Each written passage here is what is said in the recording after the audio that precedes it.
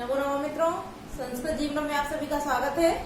हम लोग अपनी साहित्य की कक्षा में उपस्थित है, जिसमें जो हमारा तृतीय ग्रंथ है साहित्य का भर्तृहरि कृत नीति शतकम, जो कि मुक्तक काव्य है, उसका अध्ययन कर रहे हैं। तो अभी तक की कक्षाओं में हम लोगों ने नीति शतकम के कुल 25 श्लोकों का अध्ययन कर लिया है। आज उससे आगे के 26, 27, 28 और 29वें श्लोक के साथ आप सभी के समक्ष उपस्थित हूँ। और आप सभी को बता दूं, यह जितने भी हमारे श्लोक यहाँ लिखे हुए हैं, यह सभी श्लोक मानसौर्य पद्धति से ही लिए गए हैं। तो जैसा कि हम लोगों ने कल हमारा जो मानसौर्य पद्धति का प्रथम श्लोक था, उसका अध्ययन आरंभ कर दिया था, किंतु उसकी कुछ व्याकरणिक टिप्पणियां रह गई थी, तो पहले हम उनको पूर्ण कर लेते हैं। तत्पश्चात हम आज आगे के श्लोकों का अध्ययन करेंगे। तो जो भी मित्र हमारे साथ लाइव जुड़ चुके हैं, सभी लोग वीडियो की लिंक को अपने दोस्तों के साथ शेयर कर दें। और अगर आप सभी को वीडियो अच्छी लगती है तो वीडियो को लाइक अवश्य किया कीजिए। तो आइए, कल की जो कक्षा में हम लोगों के महत्वपूर्ण प्रश्नोत्तरी में जो व्याकरणिक टिप्पणियां रह गई थी, आइए उनको देख लेते हैं। तो कल जो हमारा श्लोक था, उसमें सर्वप्रथम रहा था क्षुत क्षामः। यहाँ लिख के बता देती हूँ मैं, क्षुत क्षामः। यह क्षुत क्षमा जो शब्द था, इसमें हमारा तृतीय तत्पुरुष समास का विधान किया गया था। क्षुता अर्थात क्षुता क्षमा, क्षुधा क्षमा, क्षुत क्षमा। और इसके पश्चात जो था जरा कृशः, जरा कृशः, जरा कृशः। इस शब्द में भी तृतीय तत्पुरुष समास का ही विधान किया गया है, जरा कृशः, जरा कृशः। आगे जो था शब्द हमारा शिथिलः प्राणः, शिथिल प्राणः। अगला जो शब्द था हमारा शिथिल प्राणः। तो इस शब्द में मित्रों हमारा दो समास हमको देखने के लिए मिलते हैं। शिथिल प्राणः में कहीं कहीं हम लोगों को केवल समास, जिसको हम सुप्सुपा समास के नाम से भी जानते हैं, वह समास भी हमको यहाँ देखने को मिलता है। साथ ही साथ इसके साथ हमें बहुब्रीहि समास भी यहाँ देखने को मिलता है। और बहुब्रीहि समास के आधार पर देखें तो जो इसका विग्रह है शिथिला प्राणा यश असौ, इस प्रकार से यहाँ बहुब्रीहि समास का विधान हो जाता है। आगे हमारा जो अगला शब्द है विपन्न दीधति, विपन्न दीधिति, विपन्न दीधिति जो हमारा शब्द था, इस शब्द में भी विपन्ना दीधिता यस्य असौ, यहाँ पर भी बहुब्रीहि समास का विधान ही किया गया है। आगे हम देखते हैं मान महताम। अगला जो शब्द था मान महताम, तो यहाँ तृतीय तत्पुरुष समास हो जाता है मानेन महताम इति तृतीय तत्पुरुष समास। और हालांकि हम लोगों ने कल व्याकरणिक टिप्पणियों में कुछ शब्द जान भी लिए थे, किंतु आइए फिर भी उनको देख लेते हैं। तो हम लोगों ने समास को जान लिया है, आगे देखते हैं। जैसे ग्रास शब्द था, ग्रास, तो इसकी जो व्याकरण अर्थात यह जो शब्द है हमारा ग्रस धातु के साथ, ग्रस धातु के साथ जब घय प्रत्यय का विधान करते हैं, तब यह ग्रास शब्द हमारा निष्पन्न होता है। इसी प्रकार जीर्ण शब्द जो है, जीर्ण, यह जी धातु के साथ कित प्रत्यय लगकर जीर्ण शब्द हमारा बन जाता है। और जैसा कि हम लोगों ने केसरी शब्द का जान लिया था, केशर धन इन्हीं प्रत्यय से हमारा केसरी शब्द निष्पन्न होता है। आगे जो हमारा है अग्रेसरः, तो अग्रेसरत इति अग्रेसरः, इस प्रकार से अग्रे के साथ जब हम श्री और श्री के साथ जब ट प्रत्यय जोड़ते हैं, तब यहाँ हमारा अग्रेसरः शब्द निष्पन्न हो जाता है, अग्रेसरः। ठीक है, तो इस प्रकार से हम लोगों की जो व्याकरणिक टिप्पणियां थी वो हम लोगों ने देख ली है। तो हमारा जो संपूर्ण हम लोगों ने सभी जान लिया है। अब देखते हैं हमारा जो अगला श्लोक है 26वां, तो आइए इसको जानते हैं। तो यहाँ भर्तृहरि जी क्या कहते हैं, आइए देखते हैं कि स्वल्प स्नायु वसावशेषु मलिनम निर्माशमपि अस्थिकम स्वालब्ध्वा परितोषमेति न तु ततस्तस्य क्षुधासान्तये सिंहो जम्बूकम अंकमागतमपि त्यक्त्वा निहन्त द्वीपम् सर्वा कच्छत् गतोऽपि वाञ्छति जना सत्त्वानुरूपम फलम। आइए अब देखते हैं इसके अर्थ को। तो यहाँ भी भर्तृहरि जी कह रहे हैं, सबसे पहले हम अर्थ लेंगे यहाँ से स्वल्प। स्वल्प तात्पर्य बहुत ही थोड़ा, स्वल्प माने होता है थोड़ा सा।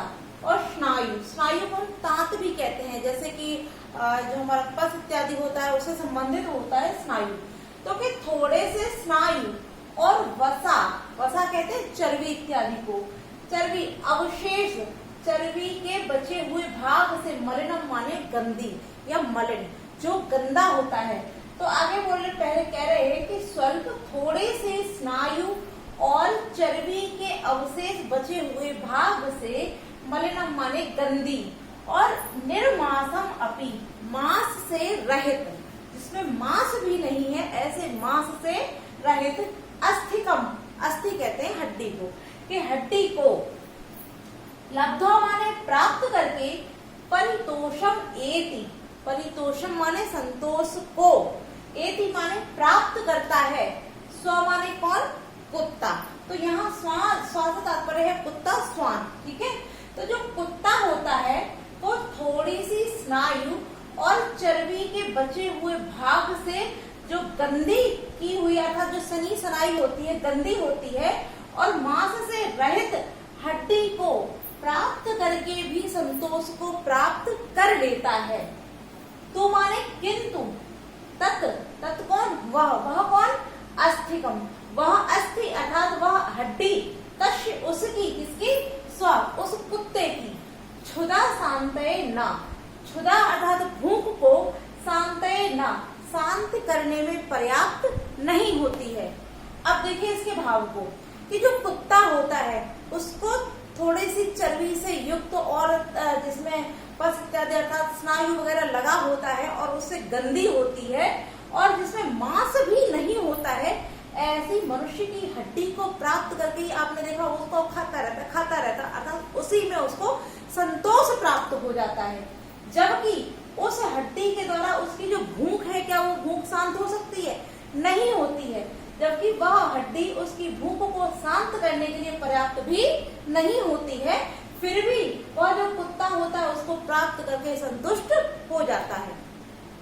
आगे बताते हैं कि सिंहो, और जो सिंह होता है वह जम्बूकम अंकम आगतम अपि, जम्बूकम माने श्रृगाल, जो सियार होता है, सियार को, अंकम माने गोद में, आगतम माने आए हुए, अपि माने भी, कि सिंह जो है गोद में आए हुए सियार को भी त्यक्तो माने त्याग कर, द्विपम निहंती, द्विपम अर्थात हाथी को निहंती माने मारता है।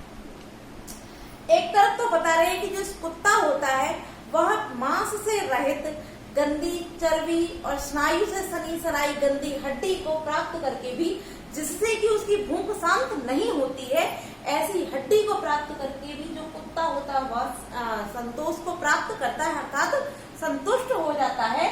और जो सिंह होता है वह क्या करता है, अगर उसकी गोद में स्वयं ही कोई सियार किसी कारणवश आ गया है और यदि वह उससे क्षमा प्रार्थी होता है, तो वह ऐसे गोद में अपने आप आए हुए सियार को छोड़कर क्या करता है, अपनी भूख को शांत करने के लिए द्विपम निहंती, हाथी को मारता है।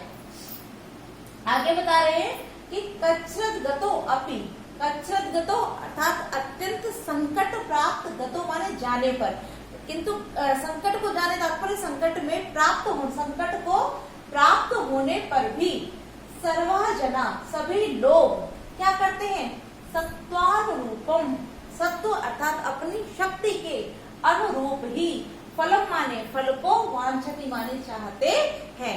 तो यहाँ जो सिंह का उदाहरण दिया है वो किसके लिए, जो स्वाभिमानी मनुष्य होते हैं, अर्थात जिनके लिए अपनी स्वाभिमान ही सब कुछ होता है, ऐसे लोगों के लिए सिंह का उदाहरण देते हुए, दृष्टांत देते हुए भर्तृहरि जी बता रहे हैं कि जो स्वाभिमानी मनुष्य होते हैं वह सभी जन कितने ही कष्ट में क्यों न हो, संकट में क्यों न हो, किंतु फिर भी सत्व के अनुरूपम अर्थात अपनी शक्ति के अनुरूप ही फल को चाहते हैं। ऐसा नहीं है कि उन्हें कुछ भी मिल जाए उसमें वह अपना भरण पोषण करते हैं, किंतु वह क्या चाहते हैं, जैसी उनकी शक्ति है वह अपनी शक्ति के अनुरूप ही फलों की इच्छा करते हैं, वांछति माने इच्छा करते हैं।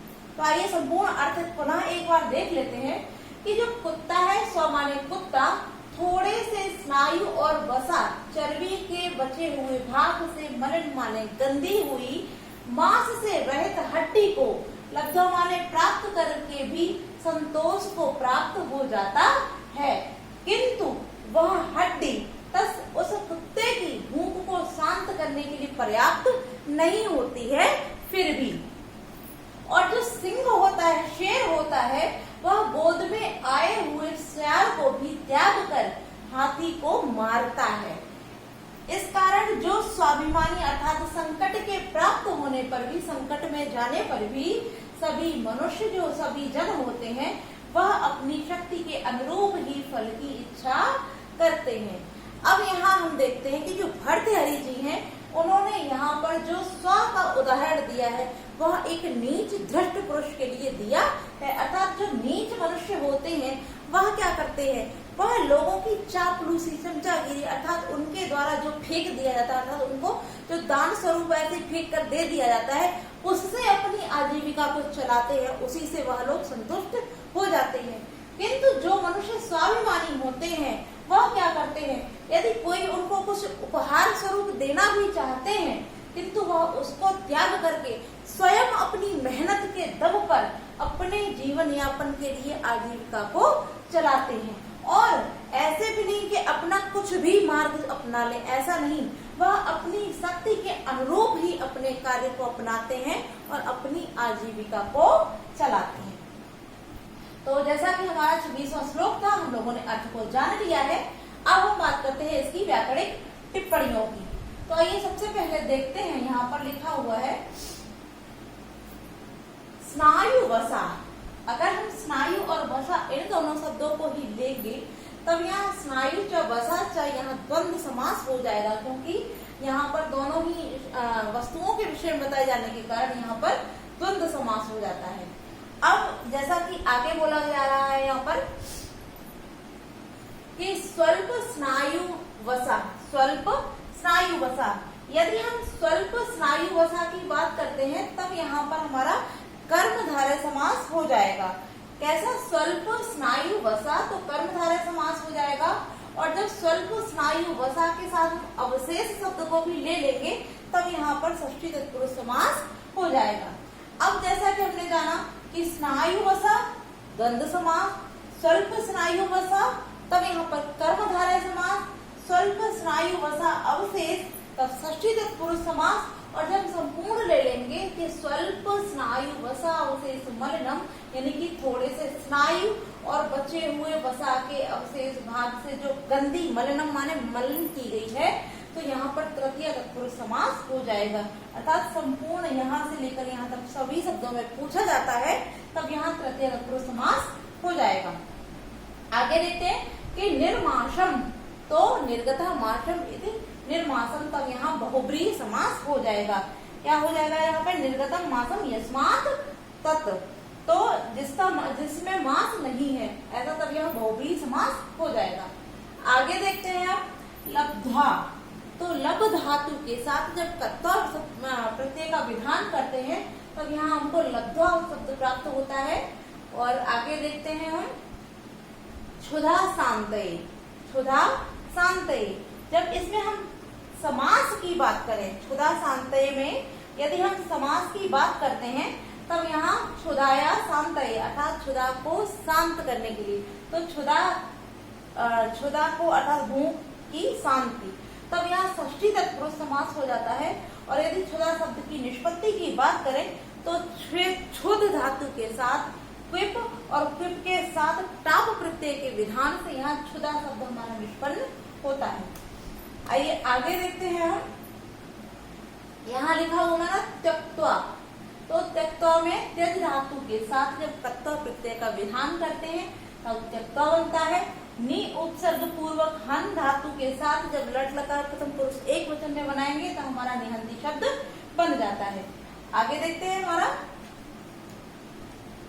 कच्छ्रद गतो, हमारा जो शब्द लिखा हुआ है कच्छ्रद गतो, तो यहाँ सप्तमी तत्पुरुष समास हो जाएगा। और यदि हम संधि की बात करते हैं तब यहाँ पर कच्छ गतः धन अपि, तब यहाँ विसर्ग संधि का विधान हो जाएगा। और सत्वानुरूपम, शक्ति के अनुरूप, तब यहाँ षष्ठी तत्पुरुष समास का विधान हो जाएगा सत्वस्य अनुरूपम। तो अब क्योंकि व्याकरणिक टिप्पणियां देख ली हैं, अब यदि हम प्रश्नों की बात करें तो प्रश्न इस प्रकार से भी पूछा जा सकता है कि अपनी गोद में आए हुए सियार को भी कौन त्याग देता है? तो क्या इसका उत्तर हो जाएगा हमारा सिंह। और इस प्रकार से भी पूछा जा सकता है कि सिंह गोद में आए हुए सियार का क्या करता है? तो वहां उत्तर हो जाएगा हमारा त्यक्त्वा। अगर हम बात करें कि कुत्ते के विषय में पूछा जाए तो कुत्ता किससे संतुष्ट हो जाता है, तब हमारा इस प्रकार से उत्तर हो जाएगा कि स्वल्प स्नायुवसा अवशेष मलिनम निर्माशवपि अस्तिकम लब्ध्वा पारितोषम इति। ठीक है, तो हम लोगों ने यहाँ प्रश्न भी देख लिए। अब देखते हैं हम इसके छंद इत्यादि को। तो यह जो हमारा श्लोक है यह शार्दूल विक्रीडित छंद में लिखा गया है। और यदि अलंकार की बात करें तो यहाँ पर भी अप्रस्तुत प्रशंसा अलंकार हो जाता है, क्योंकि यहाँ पर भी दृष्टांत दिया है, अर्थात प्रस्तुत करने के पश्चात अप्रस्तुत करने के कारण यहाँ पर भी अप्रस्तुत प्रशंसा अलंकार हो जाता है। तो हम लोगों ने इस श्लोक का अर्थ जान लिया है। अब आइए हम बढ़ते हैं अपने अगले 27वें श्लोक की ओर। आइए देखते हैं इसके अर्थ को। तो यहाँ भर्तृहरि जी कहते हैं कि लांगूल चारणम अधश्चरणावत्पातम भूमो निपत्य वदनोदर दर्शनम च स्वपिंडदस्य कुरुते गज पुंग वस्तु धीरम विलोकयति चाटुषतैष भूते। आइए अब देखते हैं इसके अर्थ को। सबसे पहले लिखा हुआ लांगूल चारणम। लांगूल चारण, लांगूल माने होता है पूंछ और चारणम माने चलाना। तो पूंछ को चलाना तात्पर्य पूंछ को हिलाना, कि पूंछ को हिलाता है।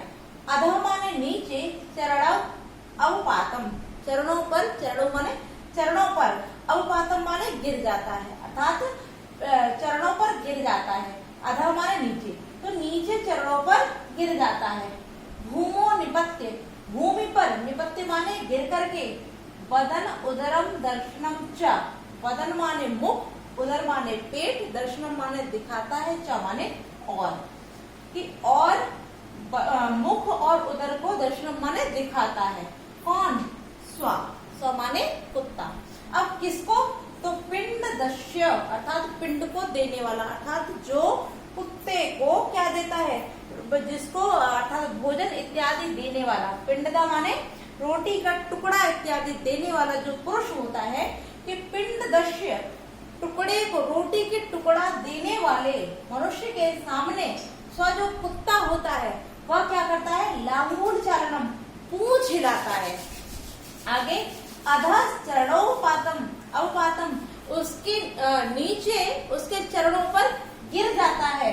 च माने और, भूमि पर गिरकर उसको अपना मुख और पेट दिखाता है। कौन? कुत्ता। किसके सम्मुख? जो उसको रोटी इत्यादि खिलाता है उसके सम्मुख। आगे कहते हैं कि गज पुंग वस्तु, और गजों में भी जो श्रेष्ठ होता है अर्थात गजेंद्र, गजों में भी जो श्रेष्ठ गज होता है वह धीरम, धीरता के साथ अर्थात धैर्य के साथ, विलोकयति, विलोकयति माने देखता है। किसको? पिंडदस्य, उसी भोजन कराने वाले व्यक्ति को, कि जो भोजन कराने वाला व्यक्ति होता है ऐसे व्यक्ति को जो गज होता है, और गजों में भी कैसा? पुंग वस्तु अर्थात श्रेष्ठ, जो श्रेष्ठ गजेंद्र होता है, हाथी होता है, वह धैर्य के साथ उस पिंड देने अर्थात भोजन देने वाले व्यक्ति को विलोकयति माने देखता है। आगे कहते हैं च माने और, चाटु शतई, शतई माने 100, चाटु माने चाटुकारिता अर्थात अनुनय विनय के साथ, भूंगते माने खाता है। और क्या करता है? और सैकड़ों अनुनय विनयों के साथ में खाता है। आइए पुनः एक और अर्थ देख लेते हैं। तो यह भर्तृहरि जी कहते हैं कि जो कुत्ता होता है वह पिंडदस्य अर्थात भोजन देने वाले व्यक्ति के सम्मुख पूंछ हिलाता है और उसके नीचे चरणों पर गिर जाता है और भूमि पर गिरकर उसको अपना मुख और पेट दिखाता है। दिखाया कुर्ते माने करता है, दिखाया करता है। और इसी के जो विपरीत क्या? गजपुंग वस्तु अर्थात हाथियों में भी जो श्रेष्ठ हाथी होता है, गजेंद्र होता है, वह उस पिंड देने वाले अर्थात भोजन देने वाले व्यक्ति के सम्मुख उसको धीरम विलोकयति, धैर्य के साथ देखता है, और इसके पश्चात च माने और सैकड़ों अनुनय विनय के पश्चात ही भुंक्ते माने भोजन को करता है। तो यहाँ पर भी जो भर्तृहरि जी हैं, उन्होंने यहाँ पर भी उदाहरण देते हुए बताया कि जो नीच व्यक्ति होता है वह किस प्रकार से कुत्ते के भांति अपने मालिक के सामने पूंछ हिलाता है, अर्थात उनकी प्रत्येक बात में हाँ मिलाता है, और उनके साथ क्या करता है, उनकी चापलूसी करता रहता है। किंतु जो मनस्वी व्यक्ति होते हैं, स्वाभिमानी व्यक्ति होते हैं, वह क्या करते हैं, वह अपने सम्मान के साथ कोई भी समझौता नहीं करते हैं और अपने स्वाभिमान के साथ ही जीते हैं। तो इस प्रकार से यहाँ भर्तृहरि जी यहाँ भी दृष्टांत देते हुए बताते हैं, अर्थात इसमें भी हमारा कौन सा अलंकार, इसमें भी अप्रस्तुत प्रशंसा अलंकार हो जाता है। तो इस प्रकार हम लोगों ने अर्थ को जान लिया है। अब देखते हैं हम इसकी व्याकरणिक टिप्पणियों को। तो सर्वप्रथम यहाँ जो लिखा हुआ है लांगूल चालनम, लांगूल चालनम, तो लांगूलस्य चालनम अर्थात लांगूल चालनम, तब यहाँ षष्ठी तत्पुरुष समास हो जाएगा। उसके पश्चात यहाँ जो लिखा हुआ है चरणा अवपातम, तो यहाँ अवपातम जो शब्द है वह अव उपसर्ग पूर्वक पत धातु के साथ जब घय प्रत्यय का विधान करते हैं तब अवपातम शब्द हमारा बन जाता है। आगे देखते हैं लिखा हुआ निपत्य, तो यहाँ पर भी हमारा जो लेप प्रत्यय है नि उपसर्ग पूर्वक पत धातु के साथ जब तत्वा के अर्थ में अर्थात लेप प्रत्यय का प्रयोग करेंगे तब यहाँ निपत्य शब्द बनता है। और वदनधर उदरम, वदनधर उदरम, यहाँ वदनोदर लिखा है, यहाँ पर हमारा द्वंद्व समास हो जाता है कि वदनम च उदरम च, तो वदनोदरम अर्थात द्वंद्व समास। आगे देखते हैं यहाँ लिखा हुआ हमारा पिंड दस्य अर्थात पिंड द, तो ये शब्द बहुत महत्वपूर्ण है क्योंकि आपने देखा होगा जैसे हमारे उपपद तत्पुरुष समास जो है उसमें कंबल दा, गोदा, पिंड दा इत्यादि जो शब्द मिलते हैं, तो उसी के अंतर्गत यहाँ पर हमारा उपपद तत्पुरुष समास हो जाता है। और आगे यहाँ जो लिखा हुआ है चाटु शतई, चाटु शतई, तो चाटु शतई जो शब्द है हमारा यहाँ पर षष्ठी तत्पुरुष समास हो जाता है। क्या हो जाएगा इसका, तो चाटु नाम शतानी, और यदि हम विभक्ति की बात संधि की बात करते हैं तो चाटु शतई धन च, तब यहाँ पर विसर्ग संधि हो जाती है। और भूंगते शब्द जो है वो भुज धातु का प्रथम पुरुष लट्लकार में भूंगते शब्द बनता है। तो इस प्रकार से हम लोगों ने श्लोक के अर्थ को जान लिया, व्याकरणिक टिप्पणियों को जान लिया और अलंकार को भी देख लिया है। अब हमारा जो महत्वपूर्ण एक प्रश्न और बन जाता है कि यह जो छंद है वो किस छंद में लिखा हुआ है, तो यह हमारा वसंत तिलका छंद में लिखा गया है। और वसंत तिलका छंद में जैसा कि आप सभी जानते हैं कि वसंत तिलका छंद में कुल 14 वर्ण होते हैं। तो हम लोगों ने 27वें श्लोक का अध्ययन कर लिया है। आइए हम लोग अब बढ़ते हैं अपने अगले श्लोक की ओर।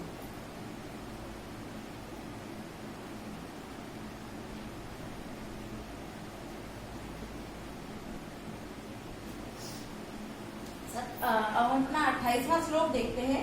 तो यहाँ भर्तृहरि जी कहते हैं कि परिवर्तनी संसारे मृतः को व न जायते स जातो ये न जाते न याति वंशा समुन्नतिम। भर्तृहरि जी कह रहे हैं कि परिवर्तनी अर्थात परिवर्तनशील, यह जो संसार है, आगे दे रहे हैं संसारी, क्योंकि यह जो हमारा संसार है ये कैसा है, ये परिवर्तनशील है। इसमें नित्य प्रतिदिन कोई ना कोई परिवर्तन अवश्य ही होता रहता है। क्योंकि परिवर्तनशील संसारी माने संसार में मृतः को कौन नहीं मरता है, वह अथवा न जायते, और कौन माने न माने नहीं जायते माने जन्म लेता है, कि ऐसा कौन व्यक्ति है जो इस परिवर्तनशील संसार में मरता नहीं है और जन्म भी नहीं लेता है। तात्पर्य इस संसार में सभी व्यक्ति जन्म लेते हैं और सभी व्यक्ति कुछ समय के पश्चात मृत्यु को प्राप्त हो जाते हैं। तो कह रहे हैं कि परिवर्तनशील संसार में मृतः माने मरता, कौन माने कौन नहीं है अथवा कौन जन्म नहीं लेता है।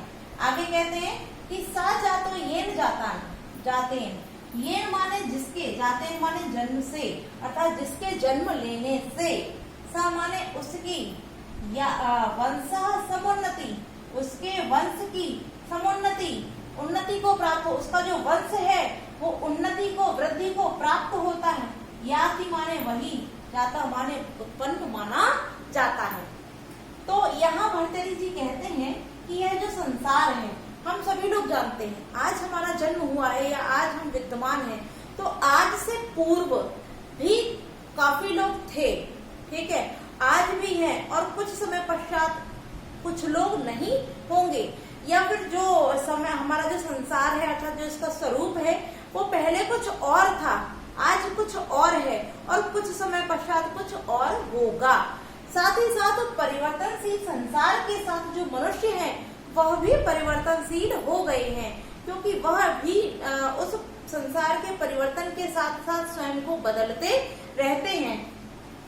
तो भर्तृहरि जी कह रहे हैं कि परिवर्तनशील संसार में ऐसा कौन सा मनुष्य है जो मरता नहीं है अथवा जन्म नहीं लेता है।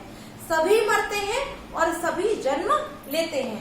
आगे कह रहे हैं कि ये न जाते, और जिसके जन्म लेने से सह माने उसके वंश, जिसका वंश समुन्नति उन्नति करता है, जातो याति उसी का जन्म लेना हुआ माना जाता है। अर्थात उसी का जन्म लेना क्या होता है, उसी का जन्म लेना सफल होता है। कि सहजाता, सा माने उसी का, जाता माने जन्म लेना, ये न जाते न जिसके जन्म से उसका वंश उन्नति को प्राप्त होता है, उसी मनुष्य का जीवन या जन्म लेना सफल हो जाता है। तो हम लोगों ने अर्थ जान लिया है। आइए अब देखते हैं इसकी व्याकरणिक टिप्पणियां। तो सर्वप्रथम यहाँ लिखा हुआ हमारा परिवर्तनी। तो यहाँ परि उपसर्ग में व्रत धातु के साथ जब ऋणी प्रत्यय का विधान करते हैं तब यहाँ पर परिवर्तनी शब्द हमारा बन जाता है। आइए यहाँ लिख देते हैं, परि उपसर्ग पूर्वक क्या है, व्रत धातु के साथ जब ऋणी प्रत्यय का विधान करते हैं तो हमारा परिवर्तनी शब्द बन जाता है, निष्पन्न हो जाता है। आगे हम जब संसारी की बात करें, संसार शब्द जो हमारा है वो सम उपसर्ग के साथ, सम उपसर्ग पूर्वक श्रय धातु के साथ जब घाय प्रत्यय का विधान करते हैं, घाय प्रत्यय, तब यहाँ पर संसार शब्द बनता है और यहाँ सप्तमी एक वचन में संसारी शब्द बन जाता है। आगे यदि हम बात करें मृतः, अगला जो शब्द लिखा हुआ मृतः, तो यह जो मृत शब्द है वो मृ धातु के साथ कित प्रत्यय के विधान से यहाँ पर हमारा मृत शब्द उत्पन्न हो जाता है, अर्थात निष्पन्न हो जाता है। अब यहाँ जैसा कि हमारा अगला देखते हैं, यहाँ लिखा हुआ हमारा समुन्नति, बाकी के नहीं है, यहाँ अन्य जो भी हमारे, क्योंकि यहाँ एक शब्द और है, सॉरी, जातः जो शब्द है यह भी जन धातु के साथ जब हम कित प्रत्यय का विधान करते हैं तब हमारा जातः शब्द बन जाता है। और अब रह जाता है हमारा समुन्नति। तो समुन्नति देख लेते हैं, सम उपसर्ग, सम के साथ उत के साथ जब नी और नी के साथ जब हम तिन प्रत्यय का विधान करते हैं, तिन प्रत्यय का विधान करते हैं, तब हमारा यहाँ पर क्या बन जाता है, सम उपसर्ग है, उत उपसर्ग है, उसके साथ नी धातु के साथ जब नी भी हमारा उपसर्ग ही होता है, और उसके साथ जब हम कित प्रत्यय का विधान करते हैं तो हमारा समुन्नति शब्द निष्पन्न हो जाता है। और जाता जैसे कि हम देख ही चुके, जन धातु के साथ जब हम कित प्रत्यय का विधान करते हैं तो हमारा जाता शब्द निष्पन्न हो जाता है। तो हम लोगों ने व्याकरणिक टिप्पणियों को देख लिया है। और यहाँ पर जैसा कि जो संधि हो रही थी, यहाँ सॉरी संधि नहीं है, यहाँ पर जो विभक्ति है, इस संसारे में सप्तमी विभक्ति है, जाते में तृतीय विभक्ति हो जाती है, क्योंकि येन के साथ ही जाते प्रयुक्त हुआ है, तो येन में भी तृतीय है और जाते में भी तृतीय है। अब आइए इसके समास को जान लेते हैं, सॉरी इसमें जो छंद है उस छंद को जान लेते हैं और अलंकार को जान लेते हैं। तो यह जो हमारा श्लोक है, इस श्लोक में अनुष्टुप छंद है और काव्यलिंग अलंकार में यह श्लोक हमारा जो है वह प्रस्तुत किया गया है। तो अब देखते हैं हमारा जो अंतिम श्लोक रह गया, आइए उसको देख लेते हैं। यहाँ भर्तृहरि जी कह रहे हैं, कुसुम अस्त वकश्येव द्वयी वृत्ति मनस्विनः मूर्धन्यम व सर्वलोकश सीदते वने एव वा। तो यहाँ जो भर्तृहरि जी कह रहे हैं कि कुसुम माने पुष्प और स्तवक माने होता है गुच्छा, के फूलों के गुच्छे के एवं माने समान। मनस्विनी जो मनस्वी लोग होते हैं अर्थात जो स्वाभिमानी मनुष्य होते हैं, उनकी द्वय माने दो ही, वृत्ति माने वृत्तियां अर्थात स्थिति होती है कि फूलों के गुच्छे के समान ही मनस्वियों की भी दो ही वृत्तियां अर्थात स्थितियां होती हैं। कौन कौन सी? कि मूर्धना सर्वलोकस्य, या तो सभी लोक में, मूर्धना माने सिर पर धारण किए जाते हैं, व माने अथवा वने सीरते एव, या फिर वने माने वन में, एव माने ही, सीरते माने मृत्यु को प्राप्त हो जाते हैं अर्थात नष्ट हो जाते हैं। तो अब यहाँ किस प्रकार से किया जा रहा है बता रहे हैं कि कुसुम स्तवक, जिस पर कुसुम माने पुष्प और स्तवक माने गुच्छा, कि जिस प्रकार पुष्पों का गुच्छा या तो मनुष्यों के सभी लोगों के मूर्धन्य माने सिर पर होता है अर्थात देवी देवताओं इत्यादि के सिर पर चढ़ाया जाता है, अथवा वह वन में ही मुरझा जाता है, उसी के एवं माने समान जो स्वाभिमानी मनुष्य होते हैं उनकी भी दो ही स्थितियां होती हैं। कौन सी? कि या तो वह सभी लोगों के मस्तक पर, इस संपूर्ण संसार के लोगों के मस्तक पर धारण किए जाते हैं, अथवा वन में ही सीरते माने मृत्यु को प्राप्त हो जाते हैं। तो हम लोगों ने श्लोक के अर्थ को जान लिया है। अब इसकी व्याकरणिक टिप्पणियां हम कल की कक्षा में देख लेंगे। आज के लिए हम इतना ही रखते हैं और आप सभी लोग कमेंट करके बताइए आपको कक्षा कैसी लगी। अगर आप सभी कक्षा अच्छी लगती है वीडियो को लाइक अवश्य कीजिए, साथ ही साथ अपने दोस्तों के साथ शेयर कीजिए। तो आज के लिए इतना मित्रों, नमो नमः।